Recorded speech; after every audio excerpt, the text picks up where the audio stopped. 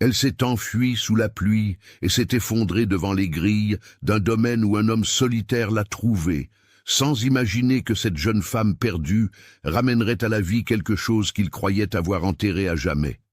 Pouvez-vous imaginer le désespoir d'une femme si terrifiée qu'elle préfère affronter la tempête et l'inconnu plutôt que de rentrer chez elle? Cette histoire s'est déroulée dans la campagne profonde du Périgord en novembre 1934, à une époque où le destin des femmes était scellé par des contrats et des obligations, et non par leur propre volonté. Avant de continuer, dites-moi une chose dans les commentaires. D'où regardez-vous cette vidéo? J'adore savoir que ces récits voyagent dans tant d'endroits différents. Et si le contenu vous plaît, n'oubliez pas de laisser un j'aime pour m'aider à continuer à vous apporter ces histoires émouvantes. Maintenant, place au récit. La pluie s'abattait comme un fouet cette nuit de novembre. Claire Delacroix tenait sa jupe trempée à deux mains, trébuchant dans la boue d'une route dont elle ignorait la destination. Ses bottines en cuir avaient perdu leurs talons il y a des kilomètres, et ses pieds étaient en sang à l'intérieur. La bise glaciale tranchait comme un rasoir à travers sa robe de lin qui collait à son corps maigre, et elle tremblait si fort que ses dents claquaient sans arrêt. 24 ans de vie, et Claire n'avait jamais imaginé finir ainsi. Perdue, seule, fuyant comme une criminelle un destin que d'autres avaient tracé pour elle. 3 jours plus tôt, elle était encore à Bordeaux, dans la maison de ses parents, cour de l'intendance. Une demeure jadis élégante, mais qui montrait désormais des signes de décrépitude à chaque coin. Le papier peint se décollait, les meubles étaient vendus un à un, les tapis d'Orient remplacés par des nattes bon marché. La chute financière de la famille Delacroix avait été lente mais inexorable, comme un fleuve s'asséchant en été. Son père, Auguste Delacroix, avait été un négociant respecté. Il importait des tissus fins d'Angleterre, vendait aux meilleures familles de la région. Claire avait grandi entre soies et velours, appris le piano avec un professeur particulier, parlait l'anglais couramment, savait broder, jouer de la musique, converser de littérature classique. Elle avait été élevée pour faire un beau mariage, comme toute jeune fille de famille traditionnelle. Mais son père avait un vice qui avait rongé la fortune comme les mythes dans le lin fin. Le jeu. Les cartes, les courses à l'hippodrome, tout Paris qui promettait de récupérer ce qu'il avait déjà perdu.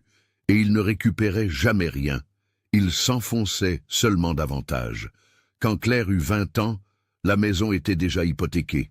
À ses 22 ans, les bijoux de sa mère avaient disparu. À 23 ans, il n'y avait plus de domestique, et sa mère, Madame Laure, cuisinait et nettoyait de ses propres mains, pleurant de honte lorsque ses anciennes amies passaient dans la rue et détournèrent le regard.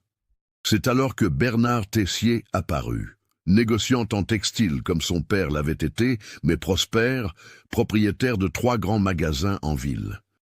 À 42 ans, veuf sans héritier, moustache soigneusement taillée, costume sur mesure, montre en or traversant son gilet. Auguste le connaissait par les affaires. Bernard avait prêté de l'argent à son père plus d'une fois, et maintenant il venait réclamer son dû, pas en argent, mais en chair. Claire se souvenait parfaitement du soir où son père l'avait appelé au salon. Bernard était assis dans le fauteuil qui avait appartenu à son grand-père, sirotant un cognac comme s'il était le maître des lieux. Ce qu'il était presque, considérant les dettes qu'Auguste avait envers lui. Son père n'avait pas réussi à la regarder dans les yeux en lui expliquant. Sa voix tremblait, mais les mots étaient sortis. Bernard était prêt à effacer toutes les dettes, absolument toutes, et même à verser une somme généreuse à la famille en échange d'une chose. Le mariage avec Claire. Elle était restée muette. Elle avait regardé son père, puis sa mère qui pleurait appuyée contre la porte, et enfin Bernard qui l'observait comme on évalue une bête de concours au marché. « Non », avait-elle dit. « Aussi simple que ça ?» Non, son père l'avait supplié, sa mère avait pleuré plus fort. Bernard avait souri, un sourire qui n'atteignait pas ses yeux, et avait dit qu'il comprenait qu'elle avait besoin de temps pour s'habituer à l'idée, mais que le temps pressait. Il lui donna 1 mois pour répondre. Durant ce mois, Claire tenta de trouver des alternatives. Elle chercha du travail comme gouvernante, mais une famille en déclin n'obtenait pas de recommandations. Elle essaya la couture, mais n'avait ni machine ni argent pour en acheter une. Elle tenta de vendre les derniers objets de valeur qu'elle possédait. Une broche en argent de sa grand-mère, un recueil de poésie relié en cuir. Mais l'argent suffisait à peine pour acheter de la nourriture pour une semaine. Et Bernard venait en visite. Toujours poli devant les parents, apportant toujours des cadeaux qui étaient des chaînes déguisées en gentillesse, un châle en laine, des gants en chevreau. Une fois, il apporta un collier de perles et le plaça autour de son cou avec ses mains froides, s'attardant plus que nécessaire, ses doigts effleurant sa peau d'une manière qui lui retournait l'estomac. Lorsqu'il se retrouvait seul un instant, il montrait son vrai visage. Il lui chuchotait à l'oreille des choses qui lui donnaient de la chair de poule de dégoût. Il disait qu'elle serait à lui de toute façon, qu'il se montrait généreux en offrant le mariage, que les femmes comme elle, issues de familles ruinées, n'avaient pas le choix. Une fois, il lui serra le bras si fort qu'il laissa des marques bleues pendant 1 semaine. Claire réalisa que ce n'était pas un homme cherchant une épouse. C'était un prédateur cherchant une proie. Le jour de l'échéance, la famille se réunit à nouveau dans le salon. Bernard était là, confiant. Auguste suppliait du regard. Laure pleurait silencieusement. Et Claire, sentant qu'elle se trahissait elle-même, mais ne voyant aucune autre issue, dit oui. Le mariage fut fixé 3 semaines plus tard. Bernard voulut une cérémonie discrète, sans faste. Claire comprit pourquoi en entendant les chuchotements dans le voisinage. Il avait une réputation. Sa première femme était morte dans des circonstances étranges, une chute dans l'escalier, disait-on, mais il y avait des rumeurs. Des domestiques ayant travaillé chez lui racontaient des histoires de cris, de portes brisées, de bleus que la défunte épouse cachait sous du maquillage et des manches longues.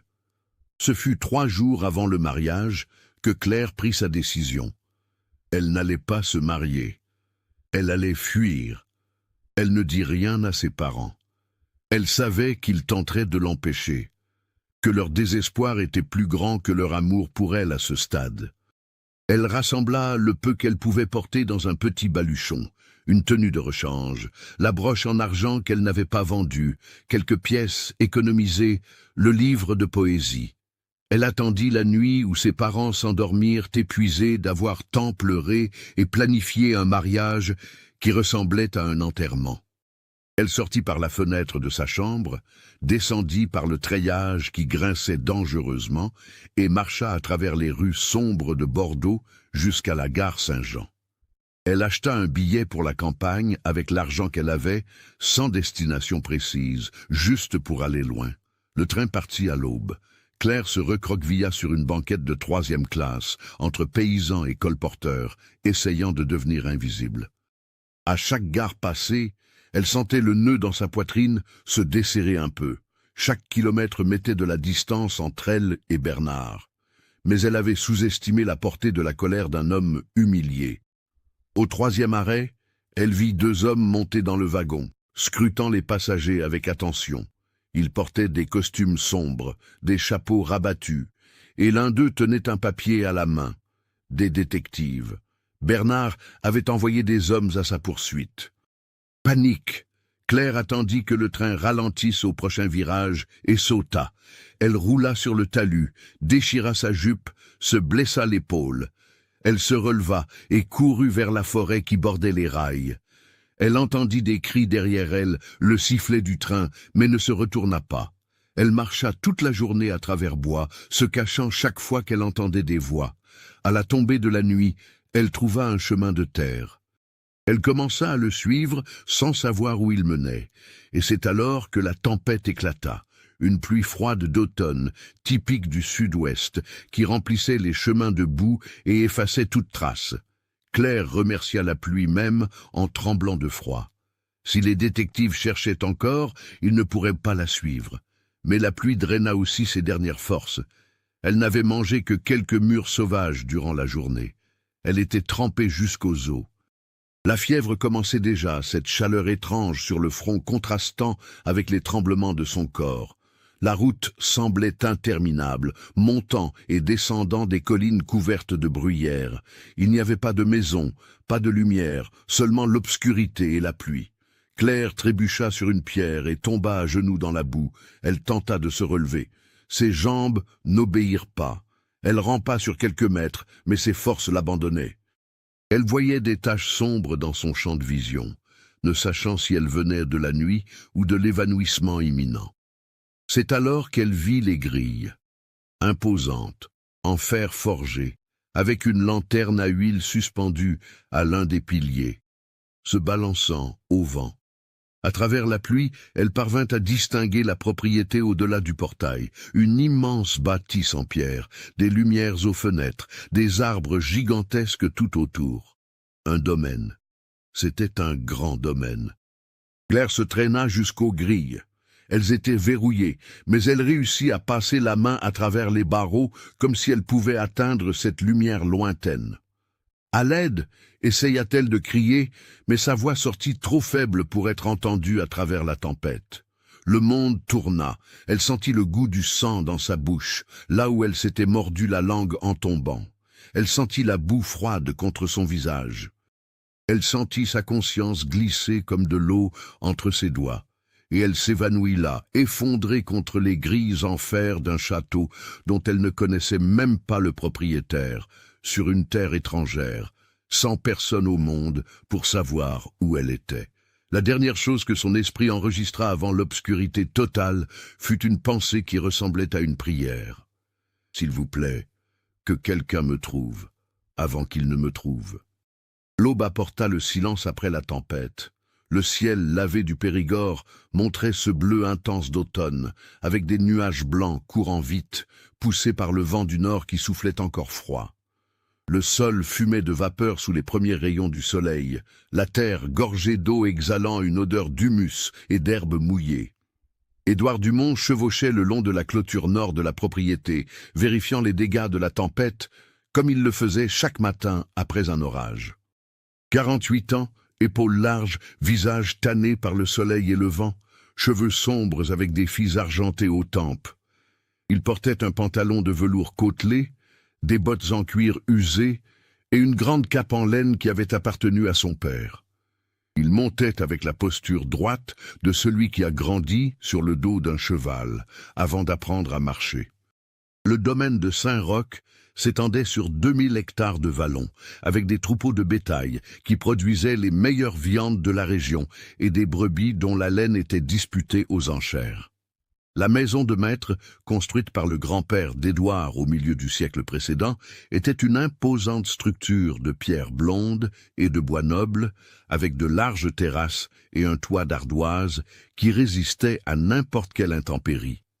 Autour de la demeure, des chênes centenaires montaient une garde silencieuse. Édouard Dumont était un homme riche, très riche, mais la richesse ne réchauffait pas les nuits solitaires ni ne comblait les silences. 3 ans. Cela faisait 3 ans qu'Isabelle était morte. Il évitait d'y penser, mais les matins étaient les pires. Parce que le matin, pendant une fraction de seconde au réveil, il oubliait encore. Il tendait encore le bras vers le côté du lit où elle dormait. Il s'attendait encore à entendre sa voix l'appeler depuis le couloir. Et puis, il se souvenait, et la journée commençait avec ce poids sur la poitrine qui ne partait jamais vraiment. Isabelle avait été l'amour de sa jeunesse. Il s'était marié quand il avait 25 ans, et elle 23, 20 ans de mariage heureux. Elle avait transformé la maison en foyer, planté des jardins, créé une bibliothèque, rempli les pièces de rire. Ils avaient voulu des enfants pendant des années, mais ils ne venaient pas. Isabelle souffrait à chaque mois qui passait sans grossesse, sentait qu'elle échouait en tant qu'épouse, bien qu'Édouard lui répétât inlassablement qu'elle suffisait, qu'ils étaient heureux ainsi. Quand elle tomba enfin enceinte à 40 ans, ce fut une joie pure, 9 mois d'espoir, à préparer la chambre, à rêver de l'avenir. Et puis l'accouchement compliqué, une hémorragie que les médecins ne parvinrent pas à arrêter, l'enfant qui ne survécut pas. Édouard perdit sa femme et son fils la même nuit d'hiver de 1931. Depuis, Il vivait mécaniquement. Il gérait le domaine parce que c'était ce qu'il savait faire, mais sans plaisir. Il recevait le régisseur, donnait des ordres, vérifiait les comptes, mais comme un automate. Il refusait les invitations mondaines, ignorait les veuves et les filles des propriétaires voisins qui tentaient une approche. Madame Amélie, la gouvernante qui s'occupait de lui depuis l'enfance, s'inquiétait de voir son patron dépérir émotionnellement. Mais rien de ce qu'elle disait ne faisait de différence. Édouard existait simplement. Il ne vivait pas. Ce fut en chevauchant près des grilles principales qu'il la vit. De loin, cela ressemblait à un tas de chiffons jetés contre le portail. Il faillit ignorer la chose, pensant qu'il s'agissait d'une branche arrachée par la tempête. Mais quelque chose le fit regarder à 2 fois. La forme était fausse pour une branche. Il éperonna son cheval. À mesure qu'il approchait, la réalité de ce qu'il voyait prit forme. Une femme. C'était une femme tombée sur le sol boueux, appuyée contre les barreaux du portail. Vêtements trempés et déchirés collés au corps. Cheveux châtains plaqués sur un visage pâle. Elle ne bougeait pas. Édouard descendit de cheval avant même que la bête ne s'arrête complètement. Il s'agenouilla à ses côtés, le cœur battant à tout rompre. Morte, fut sa première pensée. Mais quand il toucha son poignet, il sentit un pouls faible mais présent, vivante. Il la retourna avec précaution. Elle était jeune, réalisa-t-il. Un visage délicat, même souillé de boue, de longs cils, des lèvres bleuies par le froid. Elle brûlait de fièvre, la peau de son front ardente sous ses doigts calleux. Elle était inconsciente, respiration superficielle, tremblant même évanoui. Édouard ne réfléchit pas. Il agit. Il la souleva dans ses bras, effrayé par sa légèreté. Presque rien. Il la plaça en travers de la selle, monta derrière en la tenant fermement contre sa poitrine et galopa vers la maison. Madame Amélie était sur le perron quand il arriva. Un coup d'œil, et elle comprit l'urgence. Elle courut à l'intérieur en criant aux servantes de préparer la chambre d'amis, de l'eau chaude, des couvertures. Édouard monta l'escalier en portant l'inconnu, entrant pour la première fois depuis des mois dans les chambres de l'aile est qui restaient fermées depuis la mort d'Isabelle. Ils l'installèrent dans le lit de la chambre bleue, celle qu'Isabelle utilisait pour les invités. Madame Amélie, avec 60 ans d'expérience à soigner les gens, prit le commandement. Elle ordonna à Édouard de sortir, pendant qu'elle et les servantes retiraient les vêtements mouillés de la jeune femme, lavaient la boue, l'habillaient d'une chemise de nuit propre. Ils appelèrent le docteur Vincent du village, qui arriva 1 heure plus tard. Édouard attendit dans la bibliothèque, faisant les 100 pas comme un animal en cage. Il ne comprenait pas sa propre agitation. C'était juste un acte de charité, se disait-il. N'importe qui aurait fait la même chose. Mais ses mains tremblaient alors qu'il se versait une dose de cognac qu'il ne parvint même pas à boire. Le docteur Vincent redescendit 2 heures plus tard. Début de pneumonie, diagnostiqua-t-il. Épuisement sévère, malnutrition, blessures aux pieds. Mais jeune et forte. Avec des soins appropriés, elle s'en sortirait. Il laissa des médicaments, des instructions et promit de revenir le lendemain.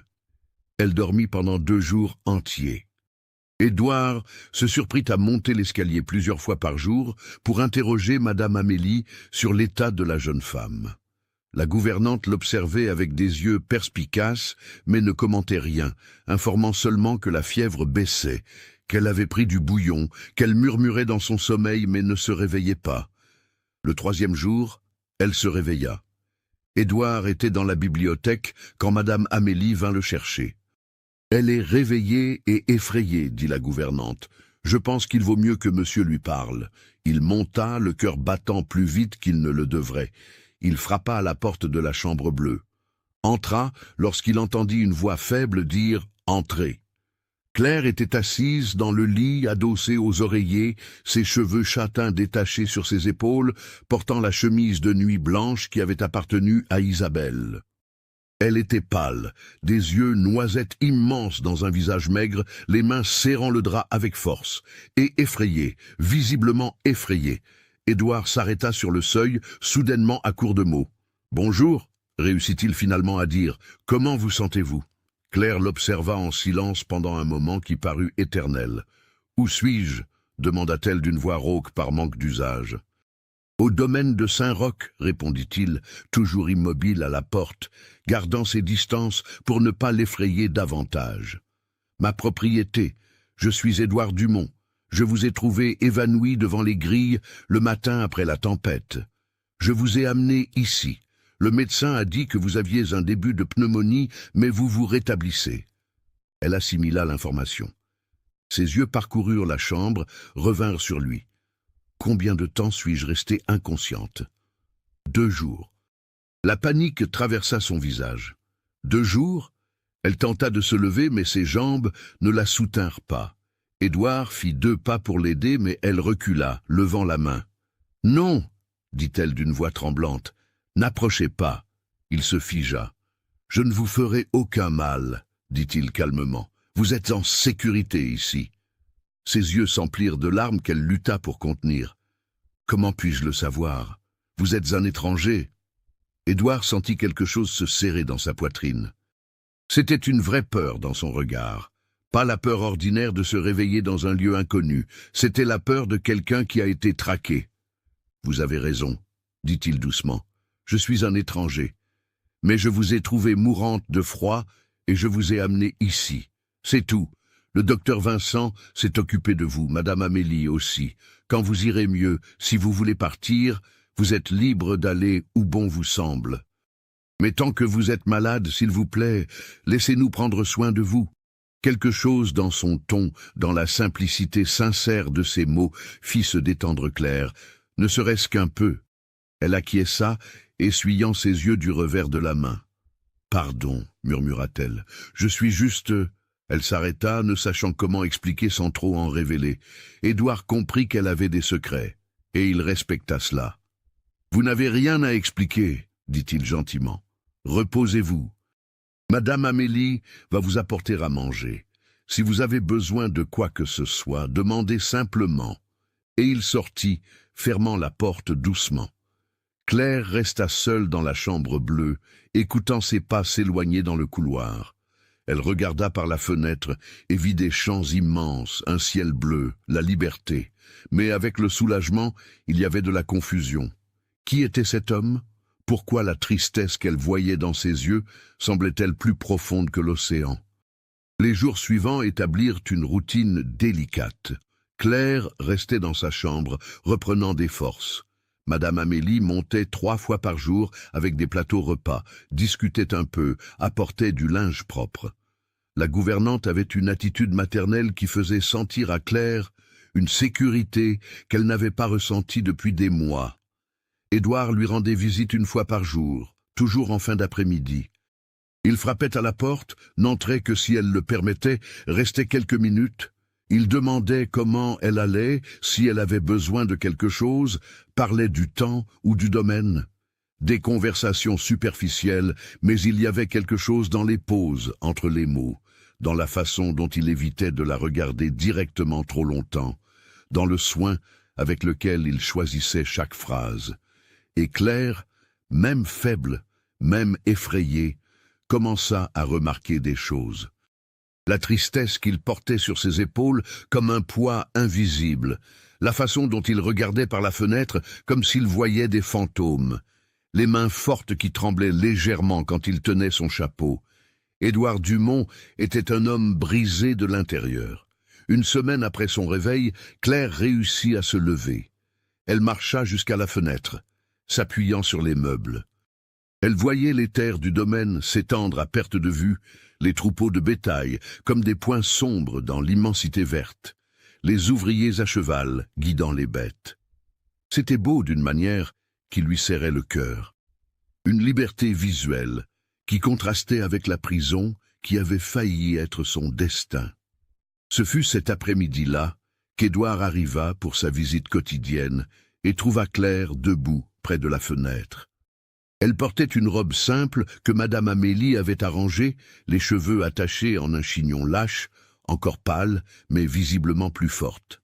« Vous allez mieux, » dit-il, et pour la première fois, il y eut l'ombre d'un sourire au coin de sa bouche. « Oui, » répondit Claire, « grâce à vous, monsieur. » Édouard, dit-il, vous pouvez m'appeler Édouard. Il y eut une pause. Claire, dit-elle enfin. Je m'appelle Claire. Claire, répéta-t-il, et le nom sonna différemment de sa voix grave, presque comme une musique. Ils restèrent là, elle près de la fenêtre, lui près de la porte, des mètres de distance entre eux qui semblaient simultanément trop grands et trop petits. Ce fut Madame Amélie entrant avec un plateau de thé qui rompit le moment. Les jours suivants, Claire commença à explorer la maison. D'abord seulement le couloir de sa chambre, puis l'escalier, tenant fermement la rampe. Puis le salon, la terrasse. Le domaine de Saint-Roch était magnifique, rempli de meubles anciens bien entretenus, de portraits de familles au mur, d'une bibliothèque avec des centaines de livres reliés en cuir. Ce fut dans la bibliothèque que Claire prit l'habitude de rester. Elle adorait lire, et Édouard découvrit-elle aussi. Il la trouva là, un après-midi, feuilletant un volume de poésie. « Vous aimez la poésie » demanda-t-il. Claire acquiesça. « J'avais l'habitude de lire quand... » Elle s'arrêta. « Quand j'avais une autre vie, compléta-t-elle mentalement. Quand j'avais une maison, une famille, un avenir. » Édouard n'insista pas, mais il montra une étagère. Lamartine. « Si vous aimez la poésie, vous l'aimerez lui. » Et ainsi, cela commença. Des conversations sur les livres, sur la poésie, sur les histoires qu'il lisait. Édouard découvrit que Claire était éduquée, cultivée, qu'elle avait un esprit vif et ses propres opinions. Claire découvrit qu'Édouard lisait voracement, qu'il avait une intelligence silencieuse, que derrière la tristesse se cachait un homme d'une rare profondeur. Les conversations devinrent plus longues. De 15 minutes à une demi-heure, d'une demi-heure à des heures. Ils s'asseyaient dans la bibliothèque, elle dans un fauteuil près de la fenêtre, lui dans la chaise en cuir qui avait appartenu à son père. Ils parlaient de tout, sauf de ce qui importait vraiment. Elle ne parlait pas d'où elle venait ni pourquoi elle fuyait. Il ne parlait pas de sa femme morte, ni du deuil qui le consumait. Mais il y avait quelque chose qui grandissait entre eux dans ces silences chargés. Une conscience. Un intérêt qu'aucun des deux ne voulait admettre. Édouard se surprit à attendre anxieusement l'heure d'aller à la bibliothèque, à choisir ses vêtements avec plus de soin, à prêter attention à son propre reflet pour la première fois depuis des années, et à ressentir de la culpabilité pour cela. Comment pouvait-il être intéressé par une autre femme? Était-ce une trahison envers la mémoire d'Isabelle? Claire se surprit à guetter son pas dans le couloir, à sourire plus qu'elle ne le devait quand il entrait, à observer ses mains tenant les livres, imaginant, et puis se réprimandant. Elle était là par charité, réfugiée, elle n'avait pas le droit de ressentir ce qu'elle ressentait. Et il était plus âgé, riche, probablement juste gentil avec une jeune fille infortunée. Ce fut Madame Amélie qui s'en aperçut la première. Elle observait les deux avec les yeux de celle qui connaissait Édouard depuis l'enfance. Elle voyait son patron sourire à nouveau, parler davantage, sortir de la bibliothèque d'un pas plus léger. Elle voyait Claire rougir quand Édouard arrivait, arranger ses cheveux inconsciemment, regarder vers la porte même quand il n'était pas là. La gouvernante ne dit rien, mais elle priait tout bas. Elle priait pour que cette jeune fille perdue soit le remède dont Édouard avait besoin, que le destin ait amené Claire au domaine pour une raison plus grande que le hasard. Parce que parfois, pensait Madame Amélie, Dieu met les bonnes personnes sur notre chemin quand on en a le plus besoin et qu'on s'y attend le moins. Mais il y avait des ombres à l'horizon qu'aucun d'eux ne voyait encore, car Claire avait laissé des traces. Et les hommes déterminés trouvent toujours les traces, tôt ou tard. À Bordeaux, Bernard Tessier tenait un télégramme qu'il venait de recevoir. Les détectives avaient du nouveau. Une jeune femme correspondant au signalement avait été vue embarquant dans un train pour l'intérieur des terres. Elle avait sauté dans la région rurale près de la Dordogne, des domaines isolés dans la zone. Les recherches continuaient. Bernard froissa le papier dans sa main, la mâchoire serrée. Claire pensait pouvoir lui échapper. Elle pensait pouvoir l'humilier, le laisser devant une église vide, faire de lui la risée de la société bordelaise. Elle allait payer pour ça. Quand il la trouverait, elle apprendrait qu'on ne fuit pas Bernard Tessier. Il donna des ordres aux détectives. Continuez à chercher. Tous les domaines, tous les villages, toutes les maisons. L'argent n'est pas un problème. Je veux qu'on la trouve. Et pendant ce temps, au domaine de Saint-Roch, Claire et Édouard partagèrent le thé sur la terrasse au crépuscule, discutant de livres, des chants et des oiseaux qui volèrent vers le sud, sans savoir que le temps s'écoulait, que la réalité arrivait comme un orage à l'horizon, et que bientôt ils devraient décider de ce qu'ils ressentaient vraiment l'un pour l'autre. Car l'amour qui grandit en silence a un jour besoin de voix. Et parfois, cette voix doit être un cri de guerre. 2 semaines s'étaient écoulées depuis que Claire s'était réveillée dans ce lit inconnu. Décembre approchait, apportant des matins de givre qui blanchissaient les champs, et les chênes se détachaient, squelettiques, contre le ciel gris de l'hiver naissant. Claire s'était complètement remise de sa pneumonie, les forces étaient revenues, et avec elle une inquiétude qu'elle ne savait pas bien nommer.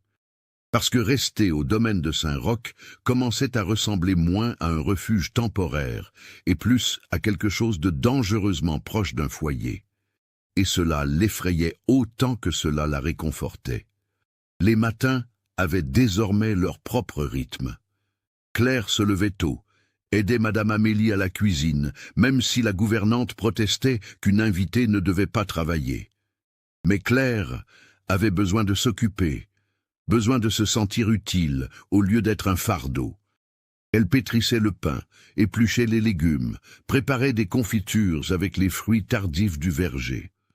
Madame Amélie finit par céder, et les 2 femmes travaillaient côte à côte dans la grande cuisine, discutant de recettes, du temps et de petites choses qui meublèrent le silence. Madame Amélie était discrète, mais peu à peu elle raconta des histoires. Sur Édouard enfant, têtu et courageux, qui montait des poulains avant l'heure et revenait les genoux écorchés, mais souriant. Sur son mariage avec Isabelle, une cérémonie magnifique en été, le domaine entier décoré, sur les années heureuses du couple, sur la façon dont Isabelle avait apporté la vie dans cette maison, et sur la tragédie, l'accouchement qui avait mal tourné, la double perte qui avait brisé Édouard en morceaux qu'il tentait encore de recoller. Claire écoutait et comprenait. Sa tristesse prenait tout son sens maintenant. Et avec la compréhension venait une tendresse dangereuse, l'envie de réparer ce qui était brisé en lui, sachant qu'elle n'avait pas le droit d'essayer. Édouard, de son côté, changea sa routine d'une manière qu'il ne réalisait même pas être consciente. Auparavant, il prenait son café seul avant l'aube et passait la journée entière dans les champs, ne revenant qu'à la nuit tombée. Maintenant, il prenait son café à la table de la cuisine quand Claire était là, discutant des plans de la journée, l'écoutant parler des livres qu'elle lisait. Il revenait pour le déjeuner alors qu'avant il mangeait avec les ouvriers. Il trouvait des excuses pour passer par la bibliothèque durant l'après-midi, où Claire se trouvait inévitablement. Les employés remarquaient et commentaient à voix basse. Le patron était différent, plus léger, souriant à nouveau. Et tout avait commencé quand cette jeune femme était apparue. Ce fut par un après-midi d'hiver particulièrement clair que quelque chose changea entre eux. Claire était dans le jardin latéral de la maison où Isabelle avait planté des rosiers que Madame Amélie maintenait en vie avec obstination. Claire ignorait que c'était le jardin d'Isabelle, elle trouvait juste l'endroit beau, avec quelques roses d'hiver bravant le froid. Elle arrosait une plante quand Édouard arriva à cheval. Il mit pied à terre et resta immobile, observant Claire, là, au milieu du jardin, le soleil rasant de l'après-midi illuminant ses cheveux, et quelque chose lui serra la poitrine avec tant de force que cela en fit presque mal. Elle était dans le jardin d'Isabelle, et au lieu de ressentir de la trahison ou de la douleur, il ressentit de la justesse, comme si Claire avait sa place ici, comme si elle l'avait toujours eue. Claire remarqua sa présence et se retourna. Elle sourit, ce sourire qui était devenu plus fréquent ces dernières semaines. « Ce jardin est magnifique », dit-elle. La personne qui l'a planté avait du talent. Le sourire d'Édouard vacilla. « Ma femme », dit-il doucement. « Isabelle, c'était son jardin. Claire pâlit, lâchant l'arrosoir. « Je ne savais pas, dit-elle rapidement. Pardon, je ne devrais pas être ici, je... » Édouard leva la main, l'interrompant. « Non, dit-il, et il y avait de la surprise dans sa propre voix. Tout va bien. En vérité... » Il s'arrêta, cherchant ses mots. « Je pense qu'elle aimerait savoir que quelqu'un prend soin de ses fleurs. » Claire l'observa, voyant la douleur dans ses yeux, mais aussi quelque chose d'autre. L'acceptation peut-être, ou le début de celle-ci. « Elle vous manque encore beaucoup, » dit-elle doucement. Ce n'était pas une question. Édouard acquiesça, s'approchant d'un massif, touchant une feuille avec précaution. « Tous les jours, admit-il. 20 ans de mariage. On n'oublie pas 20 ans. On ne le devrait même pas. » Un silence doux s'installa entre eux. Claire se surprit à vouloir toucher son bras, le réconforter d'une manière ou d'une autre, mais n'osa pas. « Comment est-elle morte ?» demanda-t-elle avec douceur. « Si ce n'est pas trop douloureux d'en parler. » Édouard prit une profonde inspiration. « L'accouchement, dit-il. Nous avons essayé d'avoir des enfants pendant des années. Quand nous avons enfin réussi, elle avait 40 ans. Une grossesse difficile depuis le début, mais elle était si heureuse. Elle disait que cela valait toutes les souffrances. Et puis, sa voix se brisa. Le bébé est mort-né. Elle a fait une hémorragie. Les médecins n'ont pas pu l'arrêter. Je les ai perdus tous les deux la même nuit. » Claire sentit les larmes lui monter aux yeux. « Je suis désolée, » murmura-t-elle. « Je suis vraiment désolée, Édouard. » Il la regarda alors, la regarda vraiment, et il y avait quelque chose dans ses yeux qui fit accélérer le cœur de la jeune femme. « Savez-vous ce qui est le plus difficile ?» demanda-t-il. « Ce n'est pas la douleur de la perte. C'est la culpabilité de continuer à vivre, de se réveiller chaque jour, de sentir le soleil sur son visage et de savoir qu'elle ne le sentira plus jamais. Et pire, il hésita, la culpabilité de penser que peut-être, un jour, je pourrais être heureux à nouveau. « Vous méritez d'être heureux, » dit Claire, avec une intensité qui la surprit elle-même. Elle ne voudrait pas que vous restiez prisonnier du deuil pour toujours.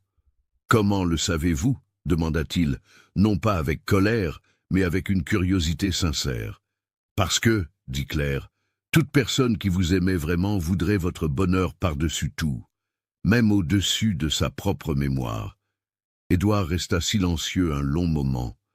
Puis il tendit la main, coupa une petite branche de houx et l'offrit à Claire. « Isabelle disait que le vert en hiver signifie l'espoir, » dit-il bas. Claire prit la branche. Ses doigts effleurant les siens durant une brève seconde qui parut durer une éternité. « Merci, » chuchota-t-elle. Ils restèrent là dans le jardin jusqu'à ce que le soleil commence à descendre, parlant de perte, de vie et de recommencement. Et quand ils rentrèrent à la maison, il y avait quelque chose de différent entre eux. Une ouverture, une possibilité suspendue dans l'air comme une promesse. Cette nuit-là, Claire ne put dormir. Elle resta à la fenêtre de sa chambre, regardant les champs baignés de lune, le houx dans un verre d'eau sur la table de chevet. Son cœur était confus. Elle ressentait pour Édouard des choses qu'elle n'avait pas le droit de ressentir. Il était plus âgé, veuf, encore en deuil. Et elle était une fugitive, cachée, avec un passé qui finirait par la rattraper.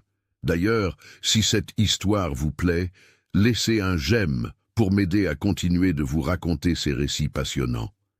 Mais le cœur n'obéissait pas à la logique. Et chaque fois qu'elle pensait à partir, à quitter le domaine avant de souffrir, quelque chose en elle résistait. Elle ne voulait pas partir. Elle voulait rester. Elle voulait connaître davantage cet homme silencieux qui portait la tristesse sur ses épaules, mais avait de la gentillesse dans les yeux. Édouard ne dormit pas non plus. Il resta dans la bibliothèque, un verre de whisky intouché sur la table, regardant le portrait d'Isabelle qu'il gardait sur l'étagère. Il lui parla comme il le faisait parfois, à voix basse, comme si elle pouvait l'entendre. « J'ai rencontré quelqu'un, » dit-il au portrait. « Une jeune femme que j'ai trouvée mourante aux grilles. Elle... » Il s'arrêta, cherchant ses mots. « Elle me fait ressentir à nouveau, Isabelle. Après 3 ans morts de l'intérieur, Je ressens quelque chose, et je me sens terrible pour ça, comme si je te trahissais. Le portrait, évidemment, ne répondit pas, mais Édouard regarda dans les yeux peints d'Isabelle, et se souvint d'elle vivante. Il se souvint des conversations qu'ils avaient eues sur la mort, sur l'avenir, sur ce qui arriverait si l'un d'eux partait le premier. Isabelle lui avait fait promettre qu'il ne vivrait pas dans le deuil pour toujours. « Promets-moi, Édouard, avait-elle dit en lui tenant les mains, que tu vivras, que tu seras heureux, que tu aimeras à nouveau si tu trouves quelqu'un. Je ne veux pas que tu t'enterres avec moi. » Il avait promis, mais les promesses sont plus faciles à faire qu'à tenir. Les jours suivants apportèrent des changements subtils mais perceptibles. Édouard commença à mieux prendre soin de lui. Il se rasait avec plus d'attention, portait de meilleurs vêtements, se coiffait. De petites choses que Madame Amélie remarquait en souriant d'approbation. Claire changeait aussi. La pâleur de la peur était remplacée par une couleur saine sur ses joues. Elle riait plus, se détendait, commençait à croire qu'elle était peut-être en sécurité ici. Ils passaient plus de temps ensemble. Édouard l'emmena voir le domaine.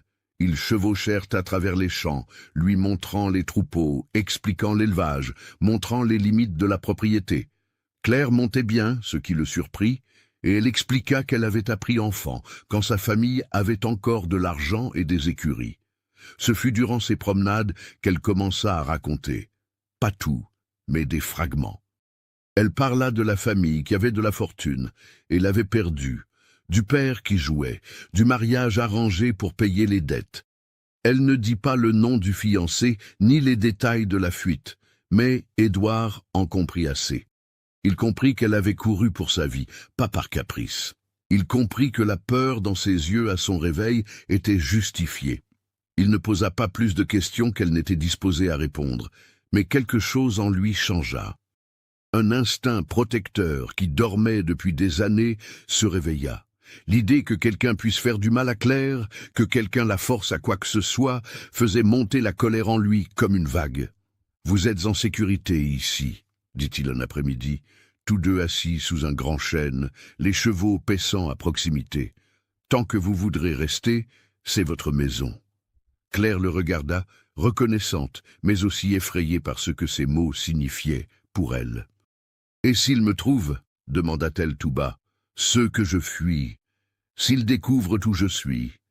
Alors je m'occuperai d'eux, dit Édouard simplement, mais il y avait de l'acier dans sa voix. Pourquoi demanda Claire en se tournant pour lui faire face. Pourquoi feriez-vous cela pour moi? Je ne suis personne, juste une fille que vous avez trouvée par hasard. Édouard la regarda en retour, et à ce moment-là, sous l'ombre du chêne, avec le vent murmurant dans les branches au-dessus, il dit la vérité. Parce que vous m'avez fait revenir à la vie, Claire. Parce que quand je vous regarde, je ressens quelque chose que je pensais ne plus jamais ressentir, et cela m'effraie et me donne de l'espoir en même temps. L'air entre eux devint chargé. Claire sentit son cœur s'emballer. « Édouard !» chuchota-t-elle, mais elle ne savait pas quoi dire après son nom. Il s'approcha lentement, lui laissant le temps de reculer si elle le voulait. Mais elle ne recula pas.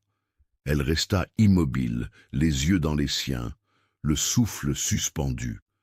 Il leva la main, toucha son visage avec une immense délicatesse, comme si elle était faite de porcelaine. « Puis-je » demanda-t-il doucement. Claire acquiesça, incapable de parler, et Édouard l'embrassa. Ce fut un baiser doux, presque révérencieux, ses lèvres touchant les siennes, avec précaution, comme le premier baiser d'un adolescent nerveux. Mais il y avait là une émotion qui allait au-delà du désir. C'était une connexion, une reconnaissance. C'étaient deux solitaires trouvant un port l'un dans l'autre. Quand ils se séparèrent, ils tremblaient tous les deux. Claire avait les larmes aux yeux. Édouard posa son front contre le sien. « Pardon, » murmura-t-il. « Je n'aurais pas dû... » « Ne vous excusez pas, » l'interrompit Claire. « S'il vous plaît, ne vous excusez pas. » Ils rentrèrent à la maison en silence, mais c'était un silence chargé de sens. Quelque chose avait changé irrévocablement. Une ligne avait été franchie, et aucun des deux ne savait s'il devait s'en réjouir ou en être terrifié. Cette nuit-là, Édouard alla à la chambre de Claire. Il frappa à la porte, et quand elle ouvrit, il dit simplement « Je ne veux pas que vous pensiez que je profite de la situation. Vous êtes ici parce que vous avez besoin d'un refuge, et cela ne change pas. Mais vous devez savoir que ce que je ressens est réel. Ce n'est pas de la pitié, ce n'est pas de la solitude, c'est vous. » Claire lui prit la main. « Je sais, dit-elle, et ce que je ressens est réel aussi. Mais j'ai peur, Édouard. Peur de ce qui arrivera quand le passé me rattrapera. Parce qu'il me rattrapera tôt ou tard, alors nous ferons face ensemble, dit-il, si vous le voulez. » Elle l'attira à l'intérieur de la chambre, ferma la porte. Ils restèrent assis au bord du lit, les mains entrelacées, à discuter jusqu'à l'aube. De peur et d'espoir, d'Isabelle et du respect que Claire avait pour sa mémoire, du fiancé violent et du désespoir qui avait poussé Claire à fuir, de l'avenir incertain que tous deux voulaient mais ne savaient s'ils pouvaient avoir. C'est cette nuit-là qu'ils devinrent vraiment intimes, pas physiquement, mais émotionnellement. Ils ouvrirent leurs parts les plus vulnérables l'un à l'autre. Et quand Édouard sortit finalement au lever du jour, avant que les domestiques ne se réveillent pour éviter les commérages, tous deux savaient qu'il n'y avait pas de retour en arrière. Ils tombaient amoureux. Peut-être l'étaient-ils déjà. Les jours suivants furent d'un bonheur prudent. Ils volaient des moments ensemble. Des mains qui s'effleuraient en se passant des livres, des regards qui duraient plus qu'ils ne le devraient, des sourires secrets à travers la table du dîner, des promenades à cheval qui se terminaient par des baisers volés loin des regards curieux. Madame Amélie savait. Évidemment, elle savait, mais elle approuvait silencieusement. Elle voyait son patron vivant à nouveau, riant à nouveau. Et elle voyait Claire s'épanouir, cessant d'être une fille effrayée pour devenir une femme confiante. Mais le monde extérieur finit toujours par envahir les paradis. Et l'invasion commença par un après-midi de fin décembre. Monsieur Thomas, le régisseur, vint à la maison avec une expression inquiète. « Monsieur, dit-il à Édouard, il y a 2 hommes au village qui posent des questions. Ils disent chercher une jeune femme disparue. Ils ont décrit quelqu'un qui ressemble beaucoup à mademoiselle Claire. » Édouard sentit son sang se glacer. « Où sont-ils maintenant ?»« À l'auberge du village, » répondit Thomas. « Ils parlent à tout le monde, montrent un portrait dessiné, offrent une récompense pour toute information. » Édouard réfléchit rapidement. « Quelqu'un a parlé de Claire ?» Thomas secoua la tête. « Pas pour l'instant. Les gens du domaine vous sont loyaux, monsieur, ils ne parleront pas. Mais au village, il y a des gens qui parlent trop pour de l'argent. C'est une question de temps. » Édouard acquiesça. « Merci, Thomas. Gardez les oreilles ouvertes. À la moindre nouvelle, prévenez-moi immédiatement. » Quand le régisseur sortit, Édouard resta immobile au milieu du salon, l'esprit en ébullition. Il devait le dire à Claire, et il devait décider quoi faire. Il la trouva dans la bibliothèque. Quand elle vit son expression, elle blêmit. « Ils sont arrivés, dit-elle. » Ce n'était pas une question. Édouard acquiesça. « 2 hommes au village te cherchent. Ils ne savent pas encore que tu es ici, mais ils vont le découvrir. » Claire se leva, les mains tremblantes. « Je dois partir. Maintenant. Avant qu'ils ne découvrent tout. Je ne peux pas t'attirer d'ennui. » Édouard lui saisit les épaules. « Tu ne fuiras pas à nouveau. Finis de courir. » « Alors que fais-je » demanda Claire, la voix brisée. « Je ne peux pas retourner vers lui, Édouard. Je préfère mourir. » « Tu n'y retourneras pas, dit Édouard avec fermeté. « Et tu ne mourras pas. Nous allons régler ça. Comment ?» Édouard prit une profonde inspiration. « Épouse-moi. » Claire cligna des yeux, certaine d'avoir mal entendu.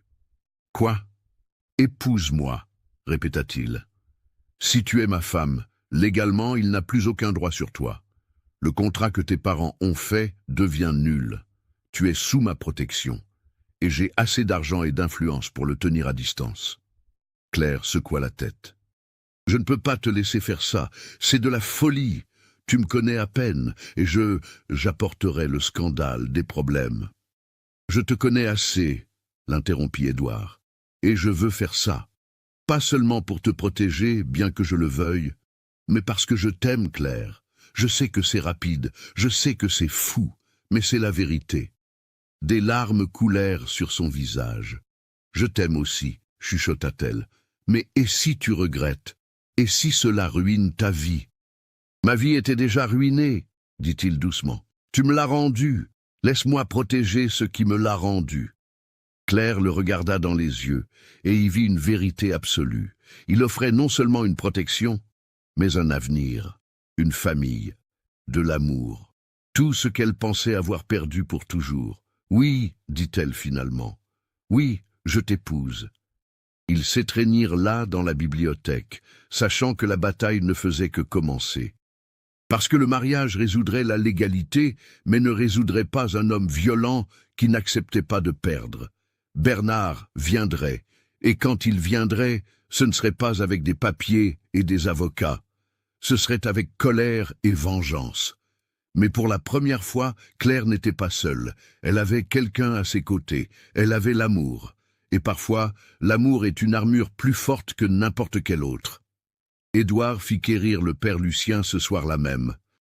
Le curé vint confus et fut choqué quand Édouard expliqua qu'il voulait se marier immédiatement.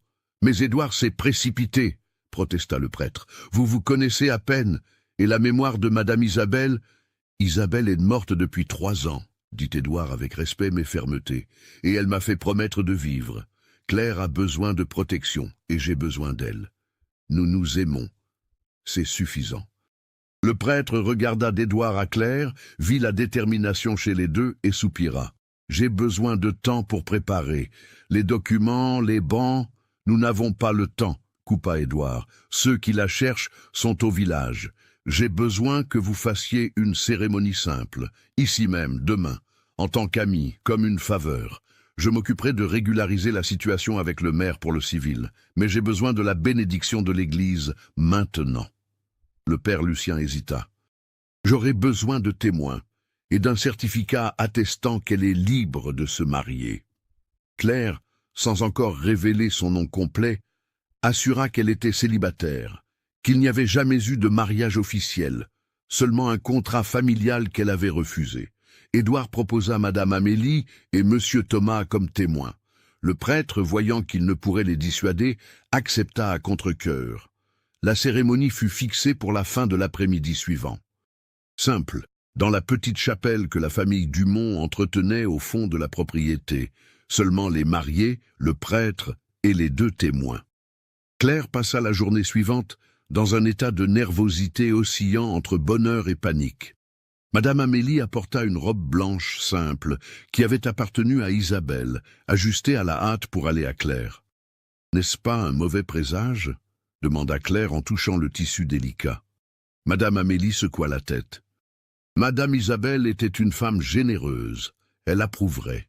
Et tenez, la gouvernante sortit de sa poche une broche ancienne en argent, c'était à elle. Je veux que vous la portiez, pour qu'elle soit présente d'une certaine façon, bénissant votre union.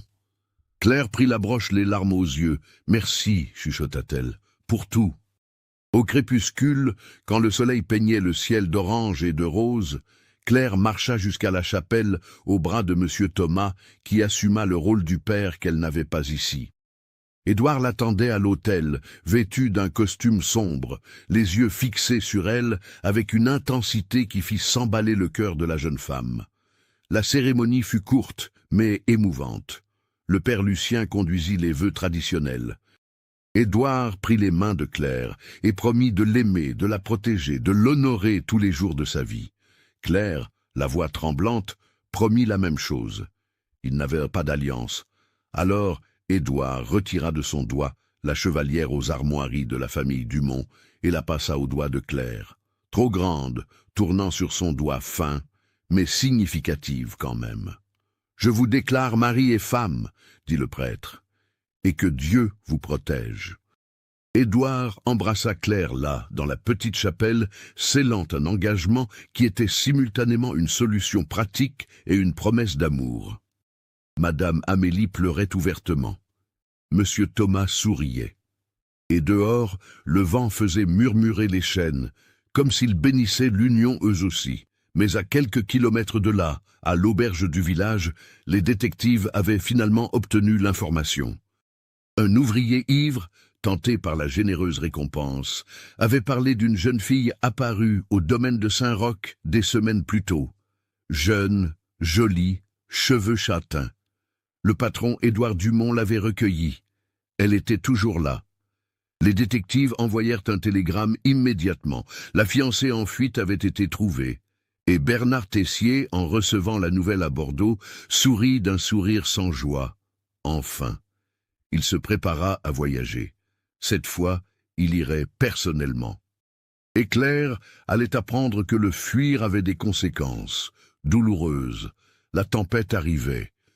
Et Édouard et Claire, fraîchement mariés, ne savaient pas encore à quel point elle serait violente. La première semaine en tant que mari et femme fut étrange et douce à la fois. Édouard insista pour que Claire emménage dans la chambre principale, mais elle hésita, sentant qu'elle envahissait l'espace sacré d'Isabelle. Il fut patient. Ils restèrent dans des chambres séparées au début, construisant leur mariage petit à petit, avec un respect mutuel rare dans les unions précipitées. Mais ils dormaient peu, tous les deux.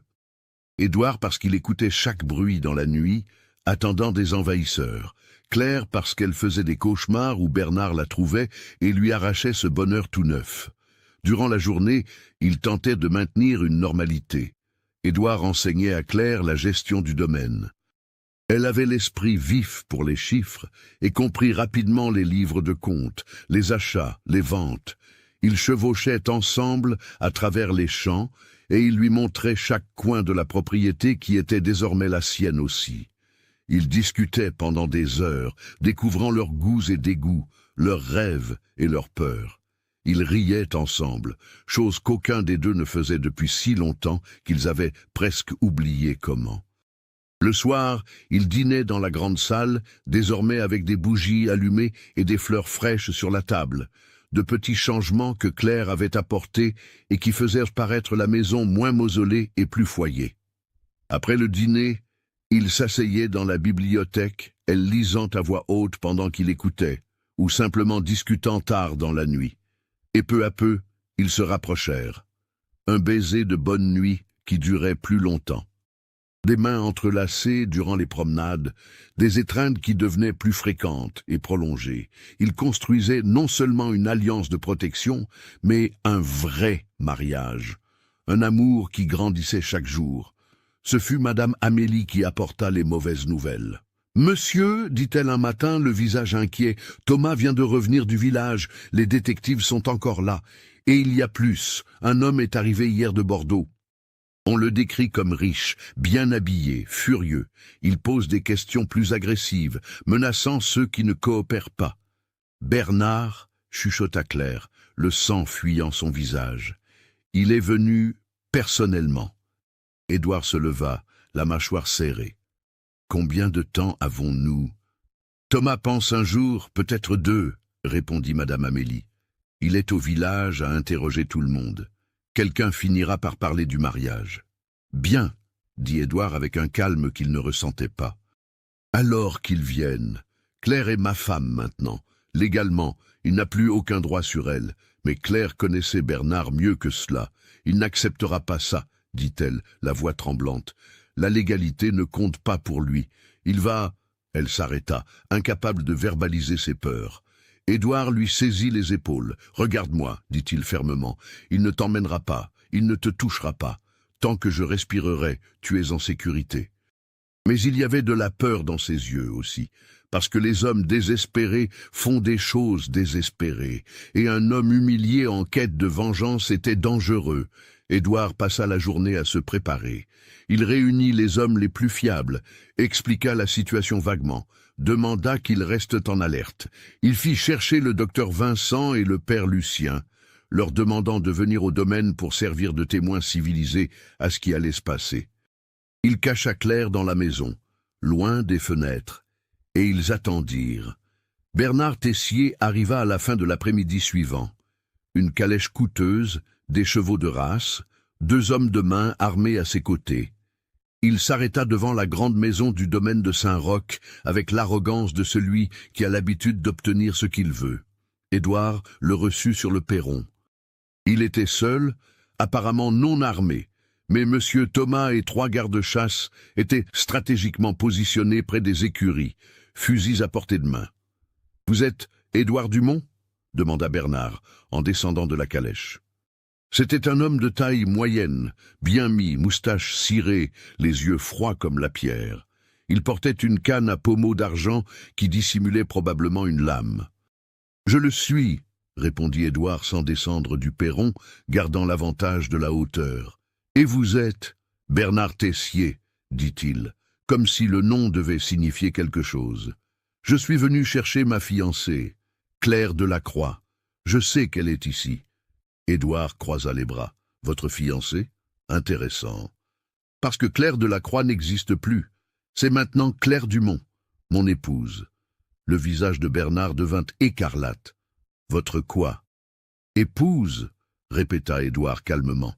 « Nous nous sommes mariés il y a 8 jours. Le père Lucien a officié.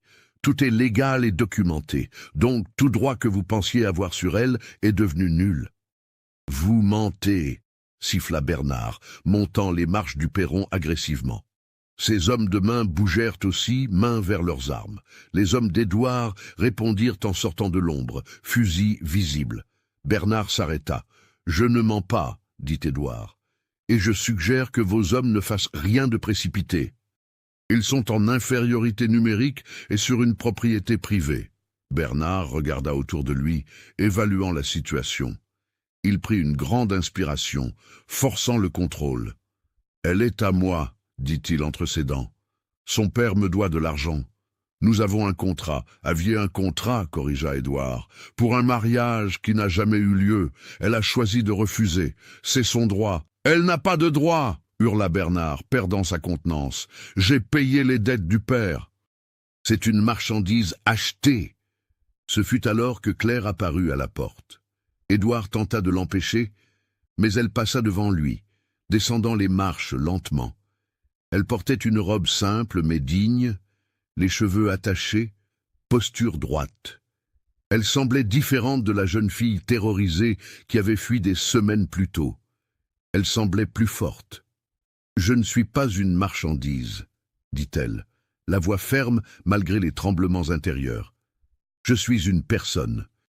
Et je refuse d'être traité comme une propriété. » Bernard la regarda avec un mélange de colère et de désir malsain qui retourna l'estomac d'Édouard. « Claire, » dit-il avec une fausse gentillesse, « tu as causé beaucoup de problèmes, mais je suis un homme généreux. Rentre avec moi maintenant, épouse-moi comme promis, et j'oublierai cette indiscrétion. »« Jamais, » dit Claire, « je préfère mourir. »« Cela peut s'arranger, » dit Bernard tout bas, dangereusement. Édouard descendit les marches rapidement, se plaçant entre Claire et Bernard. « Les menaces ne fonctionneront pas ici, » dit-il d'une voix qui tranchait comme un rasoir. « Claire est ma femme, sous ma protection, et je vous suggère fortement de partir avant que cela ne devienne plus laid. » Bernard rit un son sans humour. « Vous croyez qu'un mariage hâtif change quelque chose ? J'irai en justice. J'ai des documents, des contrats signés par son père. Je ferai annuler ce mariage bidon et je la traînerai de retour, même s'il le faut par les chaînes. Alors il faudra me traîner aussi, » dit Édouard, « et ce ne sera pas facile. » C'est alors que le père Lucien arriva, accompagné du docteur Vincent. Les 2 hommes avaient entendu Édouard demander qu'il vienne servir de témoin et arrivaient au bon moment. « Que se passe-t-il ici ?» demanda le prêtre d'une voix autoritaire. Bernard se retourna. « Un prêtre ? Parfait. Vous pouvez expliquer à cet homme qu'un mariage forcé n'est pas valide devant Dieu. Le mariage n'était pas forcé, » dit le père Lucien calmement. « J'ai officié. Tous 2 ont consenti librement. J'ai la documentation signée. » « Elle était sous coercition, » argumenta Bernard, en fuite, désespéré. « Elle n'était pas en état de consentir. »« Elle était en parfait état, » intervint le docteur Vincent. « Je l'ai examinée avant le mariage, à la demande de M. Dumont. Saine d'esprit, physiquement rétablie, sans signe de coercition. En fait, elle semblait plus libre et heureuse que ne le sont habituellement les patientes. » Bernard réalisa qu'il perdait. Il devint désespéré. « Je me fiche des papiers ou des prêtres, » siffla-t-il. « Elle va rentrer avec moi. Son père me doit de l'argent, j'ai payé un bon prix. » « Combien ?» demanda Édouard subitement.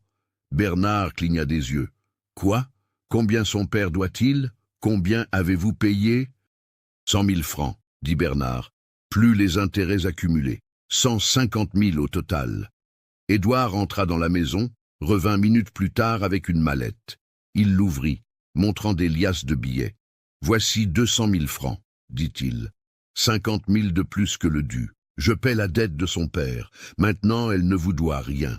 Et vous n'avez plus d'excuses pour la poursuivre. » Bernard regarda l'argent, tenté. Mais la colère était plus forte que l'avidité. « Ce n'est pas une question d'argent, » admit-il finalement. « La vérité sortant enfin, c'est une question de respect. Elle m'a humilié. Elle m'a fait passer pour un idiot devant la société bordelaise. Je la récupérerai même si c'est seulement pour briser son esprit. » Et c'était là, la vérité crue. Ce n'était ni amour ni droit. C'était un ego blessé et de la cruauté. Claire sentit la nausée, mais aussi la colère. Sa colère la surprit par son intensité. Pendant des semaines, elle n'avait eu que peur de Bernard.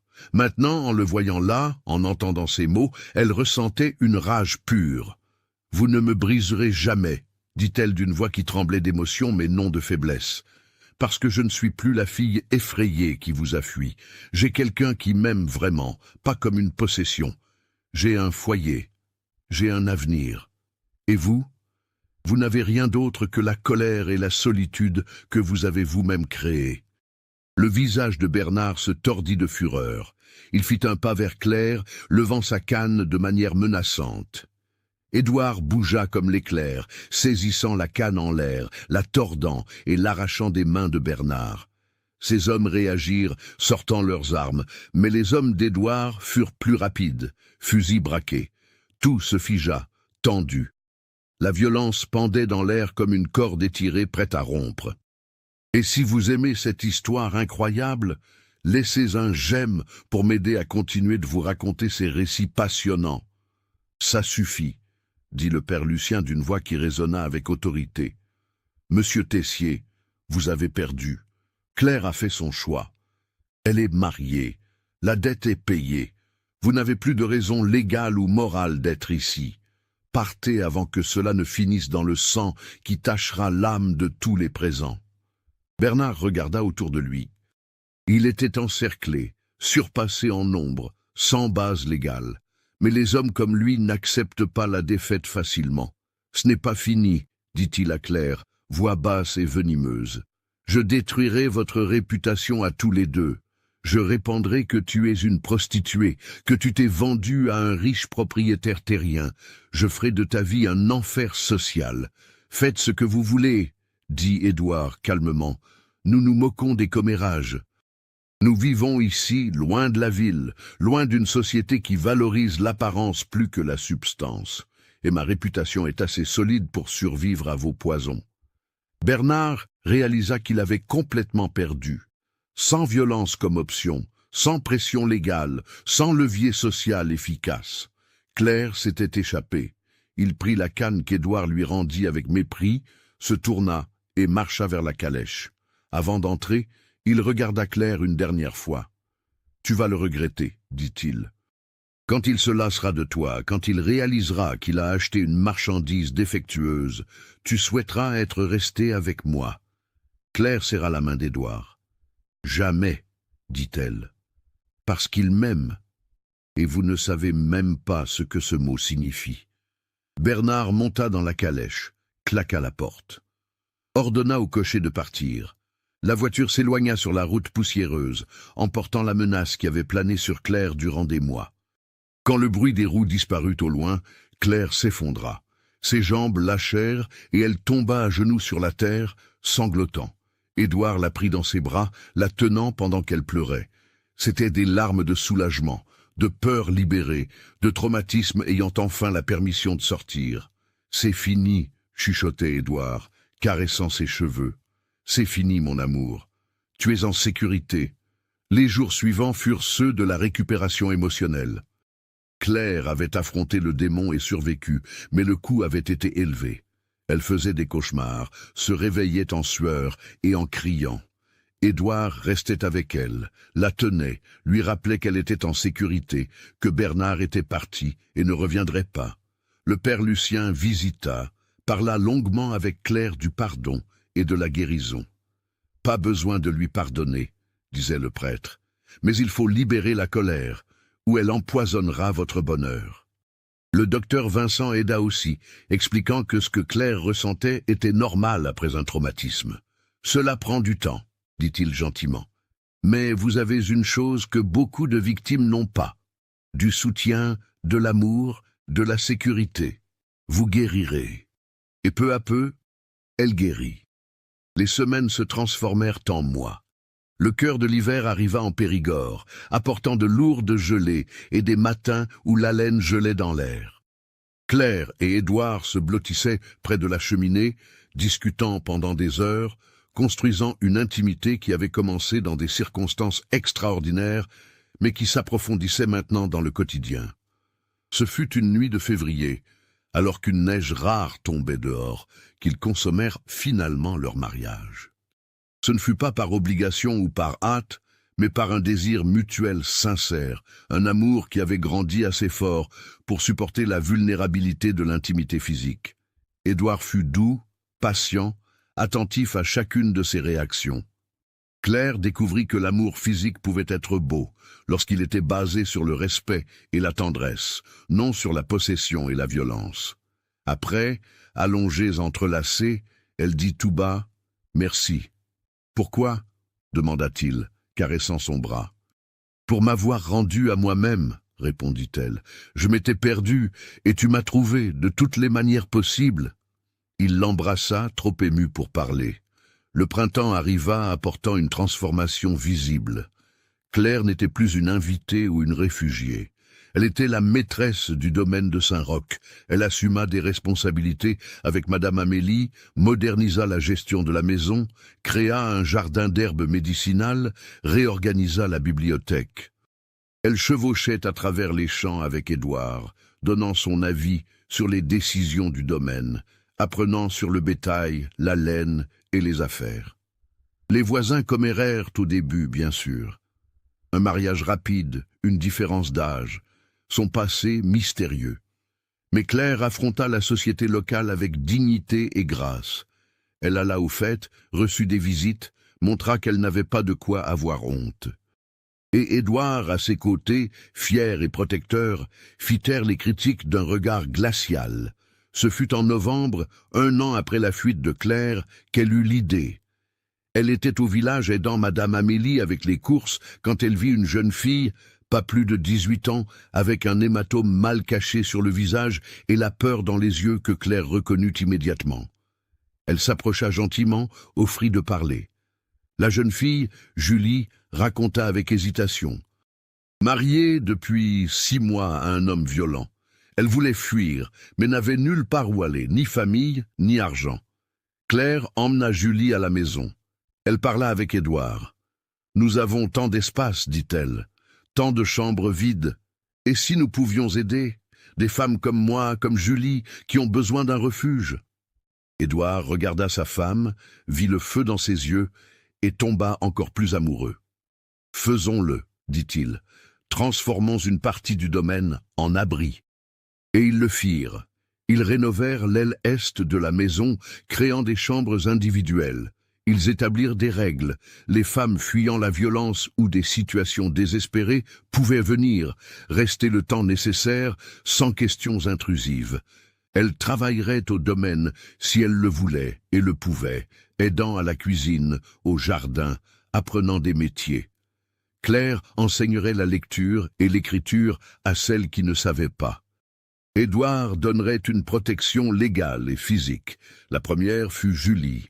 La seconde vint 2 mois plus tard. Antoinette, une veuve avec des marques d'abus de son défunt mari, sans ressources. La troisième, la quatrième. La nouvelle se répandit discrètement. Il y avait un endroit où les femmes désespérées pouvaient trouver la sécurité. Le père Lucien s'inquiéta initialement du scandale, mais quand il vit le bien qui était fait, il devint un allié. Il aidait à trouver des familles disposées à employer les femmes quand elles étaient prêtes à recommencer. Le docteur Vincent soignait gratuitement les blessures physiques et émotionnelles. Le domaine de Saint-Roch se transforma.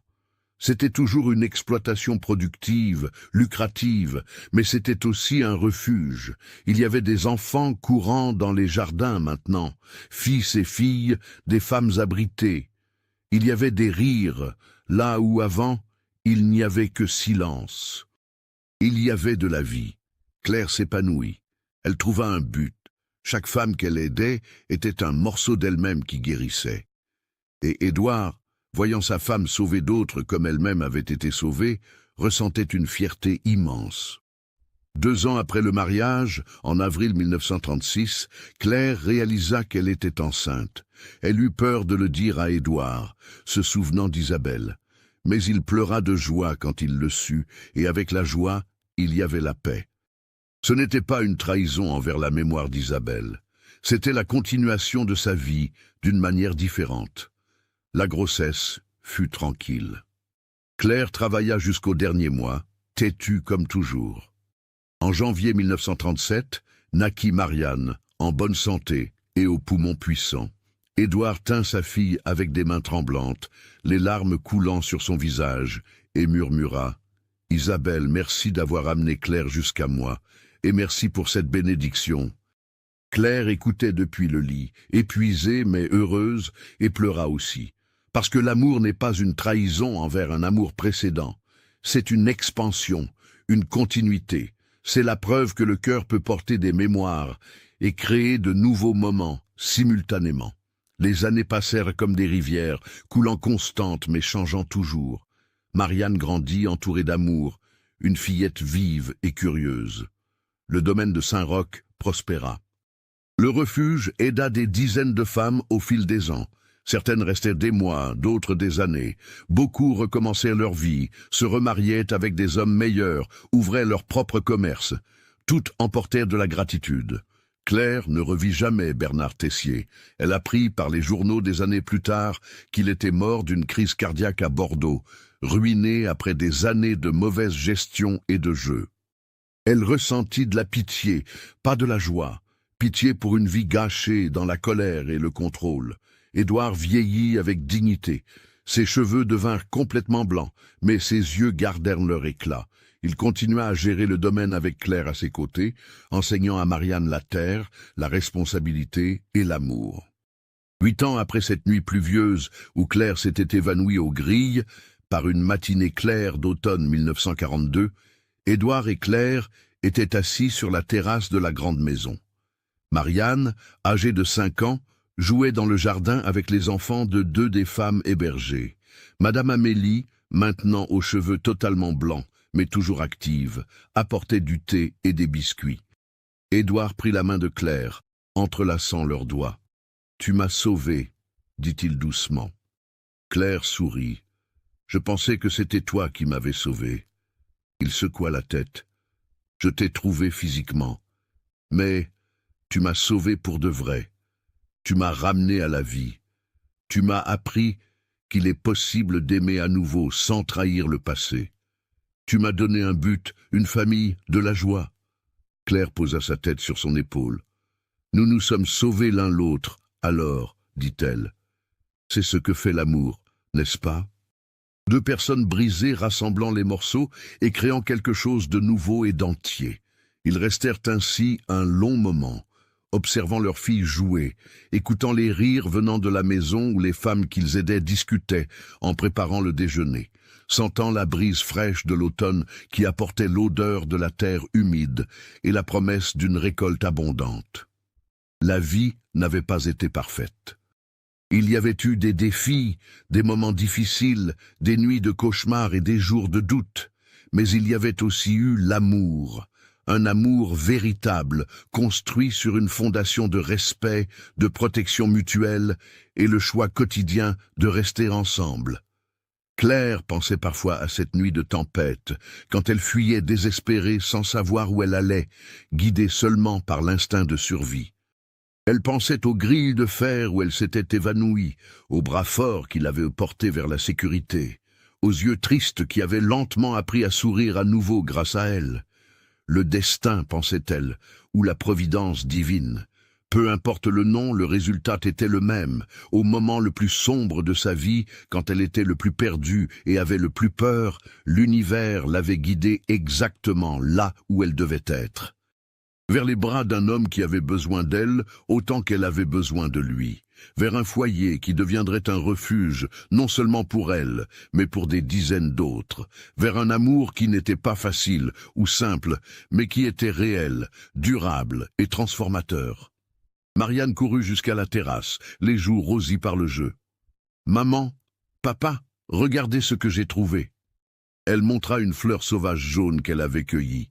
« Elle est magnifique, mon amour, » dit Claire en prenant la fleur et en la plaçant dans les cheveux de sa fille, « aussi belle que toi. » Marianne rit et courut de nouveau jouer. Édouard serra la main de Claire. « Elle grandira en sachant ce qu'est l'amour véritable, » dit-il. Elle grandira forte et libre, tout ce que tu n'as pas eu la chance d'être quand tu étais jeune. Mais je le suis maintenant, répondit Claire. Grâce à toi, grâce à nous. Le soleil commença à descendre, peignant les champs de doré. Les chênes projetaient de longues ombres. De la fumée montait des cheminées de la maison, portant l'odeur du pain qui cuisait. Les chevaux hennissaient dans les écuries. La vie du domaine continuait son rythme éternel, et là, sur la terrasse, Édouard et Claire restaient ensemble, survivants de tempêtes qui avaient failli les détruire, bâtisseurs d'un abri qui en avait sauvé beaucoup, exemple vivant que l'amour vrai ne se trouve pas dans les contes de fées parfaits, mais dans les choix imparfaits de personnes réelles qui décident, jour après jour, d'aimer malgré les cicatrices, de guérir malgré la douleur et de construire malgré les ruines. Des années plus tard, quand ils étaient déjà vieux et que Marianne avait ses propres enfants, les gens de la région racontaient encore l'histoire. L'histoire du veuf millionnaire, qui avait trouvé une jeune fille perdue aux grilles de son domaine par une nuit de tempête. L'histoire d'amour qui était née du désespoir et avait fleuri en espoir. L'histoire de deux âmes brisées qui s'étaient réparées l'une l'autre. Et chaque fois qu'il la racontait, il terminait de la même façon. Ce fut la plus belle histoire d'amour que ces terres aient jamais vue, pas parce que ce fut facile, mais parce que ce fut vrai.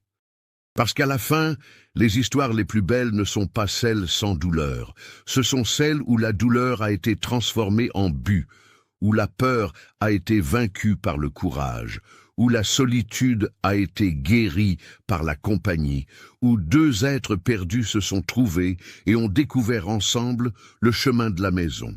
Et le foyer, apprirent Édouard et Claire, n'est pas un lieu. C'est une personne. C'est la main que vous tenez dans la tempête. Ce sont les yeux qui voient votre âme et ne fuient pas. C'est la voix qui dit « Tu es en sécurité » et tient sa promesse. C'est l'amour qui n'abandonne pas, même quand tout semble perdu.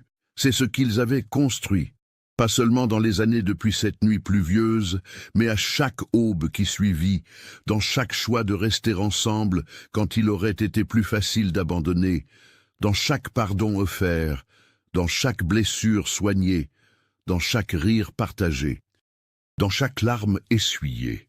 Ils avaient construit l'amour, vrai, imparfait, fort, durable, le genre d'amour qui laisse un héritage, le genre d'amour qui transforme non seulement les amants, mais tous ceux autour.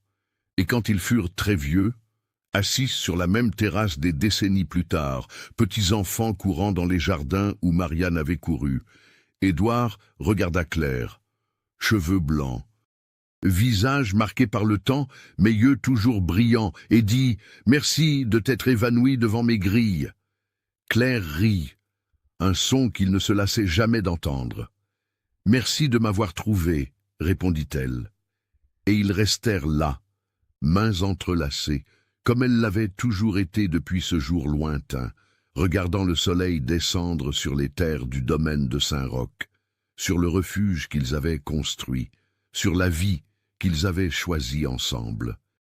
Parce qu'à la fin, l'amour n'est pas fait de grands gestes ou de moments cinématographiques, c'est choisir la même personne encore et encore. C'est construire un abri l'un pour l'autre quand le monde est une tempête.